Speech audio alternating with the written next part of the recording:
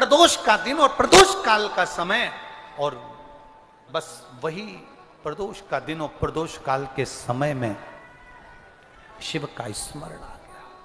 शिव का स्मरण, बहुत ध्यान देना। प्रदोष का दिन, प्रदोष काल का समय चित्त वृत्ति में पंडित जी के, पुजारी जी के आ गया कि ये प्रदोष का दिन और प्रदोष काल का समय साधारण नहीं होता। हमने पहले भी अपनी कथाओं में वर्णन किया है मेरी माताओं से। अगर तुम्हें लगता है कि बहुत जिंदगी दुख की चल रही है तो प्रदोष काल में, प्रदोष के दिन 2 दिए, एक देवाधिदेव महादेव के मंदिर में, एक अपने दरवाजे की चौखट पर लगाना प्रारंभ करो घी के दीप। बाबा 3 या 4 प्रदोष में कृपा करना प्रारंभ कर दो, करुणा करना। कभी मौका मिले अपने क्षेत्र में, अपने नगर में, अपने गांव में, अपने खेड़े में, कभी प्रदोष के दिन शिव महापुराण की कथा टीवी पर भी सुनने को मिल जाए या अपने क्षेत्र में मिल जाए तो जाकर सुनो। मिले अगर प्रदोष का दिन, पुजारी जी के शरीर में कोढ़ का रोग हो गया, कोड़ी हो गई, श्राप लग गया, प्रदोष का दिन था, प्रदोष काल का समय, पुजारी जी की आंख से आंसू बह रहे थे। एक बेलपत्री के वृक्ष के नीचे बैठकर आंख से आंसू गिर रहे थे। बेलपत्र स्वयं शिव और पार्वती का एक स्वरूप है। आंसू जो गिरे, नैनों से जल जो बहा, उस बहे हुए जल का फल ये मिला कि मेरे भोले बाबा एक बूढ़े का रूप लेकर आ गए और पुजारी जी से कहा, पुजारी जी क्यों रो रहे हो? कहा, मुझे माता पार्वती ने कोढ़ी होने का श्राप दिया है। कोढ़ी होने का श्राप? पुजारी जी आप तो शंकर जी के पूजा करने वाले हो, शंकर जी के भक्त हो, शंकर की आराधना करने वाले हो, शंकर के मंदिर की चाकरी करने वाले हो, शंकर के मंदिर में सेवा करने वाले हो, उसके बाद भी तुम्हारे शरीर में ये रोग आ गया, उसके बाद भी तुम्हारे शरीर में ये कष्ट आ गया। पुजारी जी ने कहा, ये तो मेरे कर्म की गति है, इसलिए मुझे ये रोग मिला है।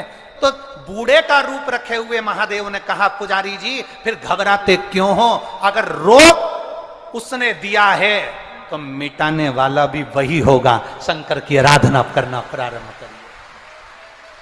बूढ़े का रूप रखकर कह दिया, तुम एक काम करो, ये रोग की समाप्ति 16 सोमवार के व्रत से हो सकती है। 16 सोमवार का व्रत? हाँ, पर मैं कैसे कर सकता हूं? मेरे शरीर में तो रोग है, रोग है। अगर मैं शरीर का रोगी व्यक्ति मंदिर जाऊंगा तो लोग भगा देंगे, मंदिर में पूजन करूंगा तो भगा देंगे, करूं क्या? तुम पार्थिव शिवलिंग का निर्माण प्रदोष काल में, प्रदोष समय में उसको करिए, और करने के बाद में प्रदोष काल में शाम के समय सोमवार के दिन दोपहर के तीसरे पहर में जब आप पूजन करो, प्रसाद बनाकर 3 हिस्से कर कर, 2 हिस्से का स्मरण कर कर, 1 हिस्से का स्मरण एक मंदिर का, 1 हिस्सा भक्तों का, 1 हिस्सा तुम्हारा, ऐसा भाव वर्णन करते हुए अभिषेक पूजन करने के बाद उस शिवलिंग का विसर्जन करें। ऐसे 16 दिन, 16 सोमवार तुम्हारे जब पूर्ण हो, तब 17वां जब सोमवार आए, उस 17वें सोमवार पर 16 जोड़े ब्राह्मण आदि जो बुलाएं, जरूरी नहीं कि ब्राह्मण के बुलाएं, आप जिसको बुलाना चाहें, आपकी मर्जी जिससे हो उसको बुलाकर उन 16 जोड़ों को स्मरण कराकर पूजन अभिषेक कर कर भाव से, भक्ति से बाबा का प्रसाद उनको पवाएं।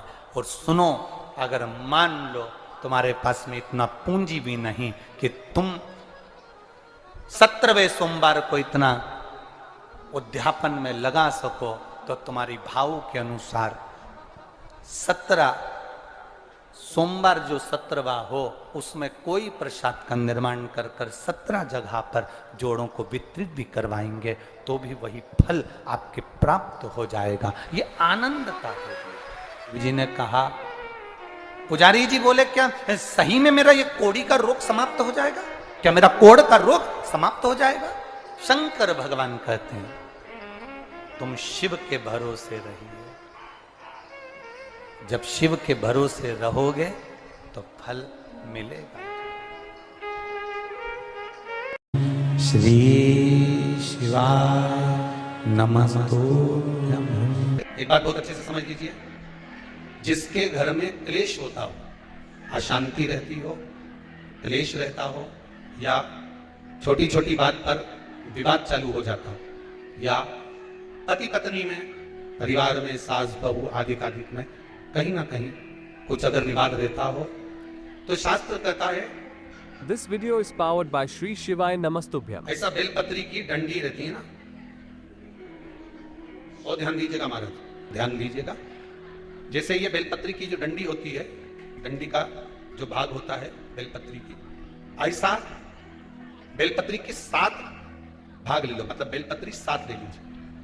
7 बेलपत्र लेकर कच्चा जो सूत होता है ना, कच्चा सूत जो जानते पेड़ पौधे में माताएं लपेटती हैं, धागा जो होता है ना सफेद कलर का कच्चा धागा, जो बड़ में, पीपल में और आंवला आदि में लपेटा जाता है, कच्चा सूत, उसको शंकर भगवान और माता पार्वती का स्मरण कर कर नंदी के, जो नंदी होता है, नंदी के राइट भाग में, नंदी का एक पांव ऊंचा होता है, आपने देखा होगा आगे का पांव ऊंचा होता है, बैठते समय नंदी का एक पांव ऊंचा, एक पांव नीचे की हो जाता है, तो नंदी का जहां पांव ऊंचा है उस ऊंचे पांव के पास में बैठना है।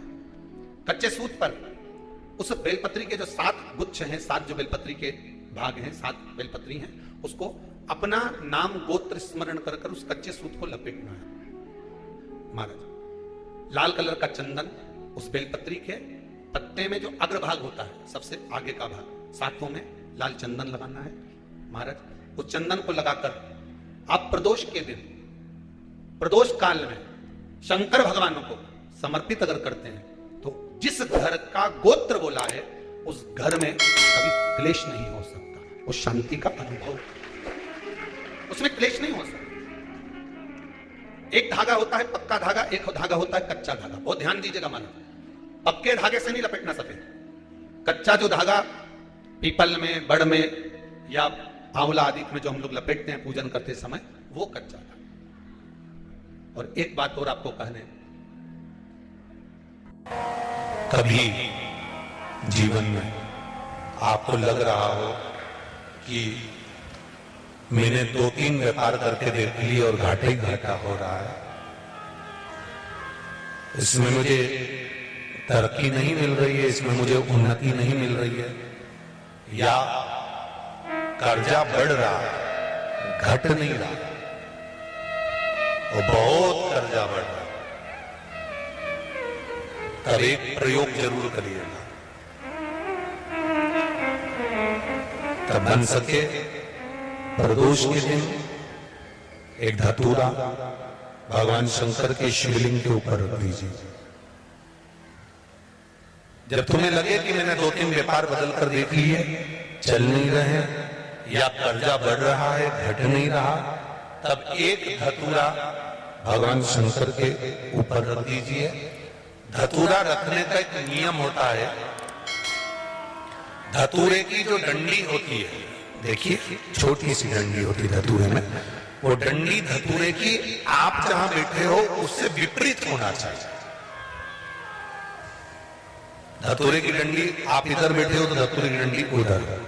अपने को लग रहा है कि व्यापार मैंने बदल लिया, 2 बार 4 बार 6 बार व्यापार बदल के देख लिया और कर्जा बढ़ रहा है, पर व्यापार भी नहीं चल रहा, फैक्ट्री डाली वो भी चल बंद हो गई, दुकान डाली वो भी बंद हो गई, कुछ काम करा वो भी बंद हो गया, जहां संबंध के लिए जाते हैं संबंध नहीं होता है, बेटा बेटी बड़े हो गए उनका कहीं जम नहीं रहा, बहुत प्रयास करके देख लिया पर वो नहीं रहा, तो प्रदोष के दिन धतूरे को रखिए, पर डंडी विपरीत दिशा की ओर हो, और एक लोटा जल धीरे धीरे उसी धतूरे के ऊपर आप चढ़ाना प्रारंभ कर दीजिए जो शिवलिंग के ऊपर रखा हो।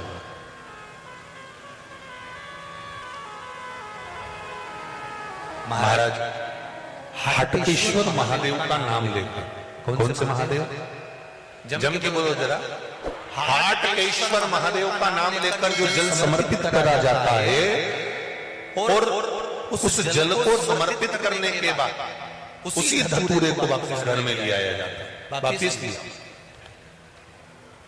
उसके बाद तुम जिस कार्य में हाथ डालोगे और जो कार्य करना चाहोगे उसमें सफलता मिलना चालू हो जाएगी, और कर्जा भी धीरे धीरे चूकना प्रारंभ हो जाएगा। संबंध नहीं हो रहे होंगे तो संबंध होना प्रारंभ। कौन सा महादेव, जम के बोलिए जरा, हाटकेश्वर महादेव का स्मरण, हाटकेश्वर, फल की प्राप्ति हो जाए। जिस लड़का लड़की का विवाह 30 साल का हो गया, 35 साल के हो गए, लड़का लड़की 40 साल के हो गए, 35 साल के हो गए, उनका अगर विवाह नहीं हुआ है, बहुत रिश्ते आए चले गए, संबंध आए चले गए, या जो बेटा बेटी चाहते हैं कि हम अच्छा पढ़कर एक नौकरी सरकारी प्राप्त कर लें, कोई ऐसा अच्छा जॉब हमारी किस्मत में मिल जाए, बेटा बेटियों से निवेदन करूंगा, यदि आप चाहते हो तो एक प्रयास जरूर करो, एक प्रयास अपनी जिंदगी में जरूर। शिवलिंग समझ लेना जरा अच्छे से। शिवलिंग जलाधारी गणेश, कार्तिकेय, अशोक सुंदरी, और ये शिवलिंग, और ऊपर भगवान शिव की 5 बेटियां, जया, विषहरा, शांडिवारी, दौतली, देव। 3 प्रदोष या 3 शिवरात्रि। कितनी प्रदोष? 3 या 3 शिवरात्रि। मेरा बेटा बेटियों से निवेदन है, जो अच्छी पढ़ाई कर रहे हैं, मेहनत करो, अच्छा पढ़ो, और मेहनत के साथ में जब कंपटीशन एग्जाम में बैठने का समय आए, 3 स्थान जहां पर आपको प्रथम अशोक सुंदरी, अशोक सुंदरी की जगह पर जब आप बेलपत्र समर्पित करेंगे तो डंडी का मुख जहां से पानी बहता है उस स्थान पर रखेंगे। दूसरा शमी का पत्ता, शमी का पत्ता। दूसरा शमी के पत्र को देवादिदेव महादेव पर जब आप समर्पित करेंगे तो उसका डंडी का मुख भी जहां से जल बहता है उस ओर रखेंगे। और तीसरे नंबर पर है आक का पुष्प। एक पुष्प होता है आक का सफेद, और एक पुष्प होता है हल्का सा नीला। करें दर्शन आप लोगों ने? जम के तो बोलो जरा, करें ना। एक सफेद होता है, एक हल्का सा नीला होता है। सफेद आक का जो पुष्प होता है वो केवल देवादिदेव महादेव का एक स्वरूप होता है, और हल्का सा जिसमें गुलाबीपन नीलापन होता है वो शिव, पार्वती, गणेश, कार्तिकेय, अशोक सुंदरी, जया, विषहरा, शांडिवारी, दौतली, देव, और शिव जी के जितने गण हैं उन सबका प्रतीक होता है। तो तीसरे नंबर का जो आग का गुलाबी कलर या हल्का नीला सा जो पुष्प होता है उस 5 पुष्प का गुच्छ मां जगत जननी का जो स्थान है जलाधारी, जहां अगर आप इधर बैठे हो तो उसकी विपरीत दिशा, इधर बैठे हो तो उसकी विपरीत दिशा, इधर बैठे हो तो उसकी विपरीत दिशा, विपरीत दिशा में उस पुष्प को समर्पित करना। अच्छी पढ़ाई करो, अच्छी मेहनत करो, और मेहनत के साथ में जब कॉम्पिटिशन एग्जाम के लिए जा रहे हो उस जगह पर सीए की पढ़ाई भी कर रहे हो, चाहे किसी भी पढ़ाई में लगे, मेहनत के साथ में बाबा देवादिदेव महादेव को 3 प्रदोष या 3 शिवरात्रि आप दिल से बाबा को समर्पित कर बाबा से प्रार्थना कर अशोक सुंदरी पर चढ़ाई हुई बेलपत्र को वापस लेकर आए। जिस विद्या स्थल पर आप पढ़ाई करते हो, जिस कमरे में आप रहते हो, वहां उस बेलपत्र को तीनों प्रदोष की या 3 शिवरात्रि की बेलपत्र रखी है। जिस समय बाबा आपकी नौकरी लगा देंगे, तीनों बेलपत्र एक साथ किसी प्रदोष पर शिव जी को समर्पित करें। ये शिव तत्व। आप मेहनत करें, खूब मेहनत करें, कॉम्पिटिशन एग्जाम के लिए जितनी कोचिंग कर सकते करो, मेहनत करना उतना करो, जितना करते हो उससे 4 गुना ज्यादा करो, और उसके साथ में देवादिदेव महादेव से प्रार्थना। खाली ना जाता कोई,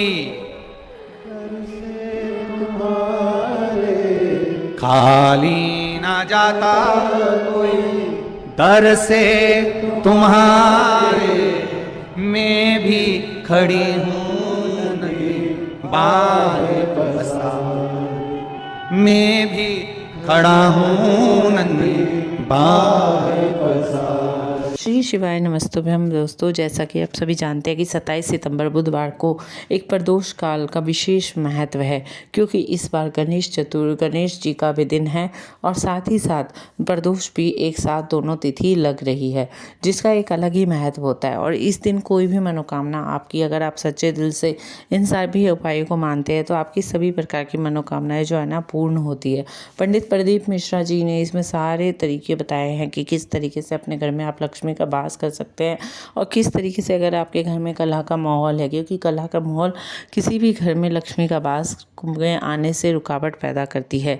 तो इस माहौल को ख़त्म करने के लिए और लक्ष्मी का वास करने के लिए और रोगों से मुक्ति पाने के लिए तथा अपनी मनोकामनाओं की पूर्ति के लिए आप क्या क्या उपाय कर सकते हैं, जिससे प्रदोष काल का इस विशेष दिन का आप लोग पूरा फ़ायदा उठा सके, अपने इसका रुके हुए कामों को पूरा कर सके। इसके लिए पंडित प्रदीप मिश्रा जी ने उपाय बताए हैं।